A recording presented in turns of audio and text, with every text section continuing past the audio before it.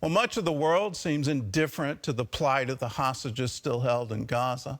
All the while, their desperate families remain determined to fight to bring them home. Ephraim Graham has that story and more from the CBN Newsroom. Ephraim? Gordon, 6 months into the war, the anguish and frustration felt by these families is taking its toll. Still, they won't stop working to see their loved ones set free. George Thomas has their stories. I thought it would be easier after 6 months of interviewing, but it's not. Since October 7th, Liran Berman has traveled virtually non-stop to tell his story, carrying around his neck a simple message: bring them home. You describe what the last 6 months has been like for you, sir. A roller coaster of emotion, mostly hellish. We have no good days, we have okay moments. Berman's twin brothers, Gali and Ziv, among more than 130 hostages still being held by Hamas in Gaza. He and others like him are pleading with Qatari leaders to pressure the terror group to release the hostages. Because we know that they are the key player that can facilitate a deal, and we saw that they facilitate the first deal.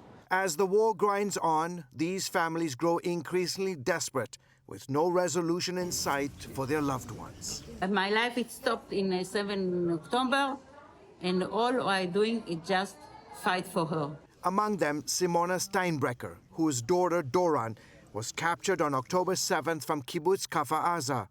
In January, Hamas released a video of Doran and 2 other Israeli hostages.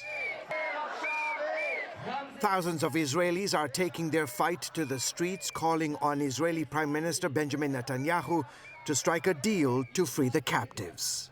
Meanwhile, at the Shifahim Hotel, just north of Tel Aviv, hundreds of survivors from Kibbutz Kfar Aza still find themselves in limbo 6 months after Hamas changed their world.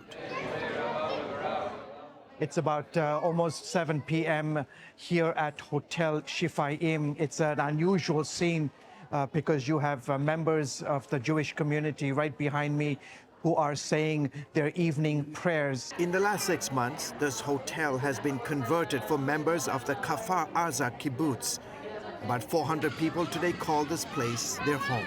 Mobile homes are set up next to the hotel to accommodate more families. 52 residents of Kibbutz Kfar Aza died October 7th, including Karen Flasher's parents, who still struggles from the nightmare of that day. They're not coming back, and there's nothing I can do and no one that can help me bring them back. So for me, supposedly, I can start healing, but it's not possible, because this is not just me. Recently, these kibbutz residents confronted a Swiss Red Cross delegation visiting the hotel, demanding to know why the aid agency isn't doing more to exert diplomatic pressure on Hamas. And if the authorities, whoever they are, state actors, non-state actors, don't give the Red Cross access, yes, then you cannot help. It's basic as that. An Israeli team returned from Cairo after negotiations with Hamas to release the hostages in exchange for a ceasefire. So far, both sides remain far apart. George Thomas, CBN News, Tel Aviv.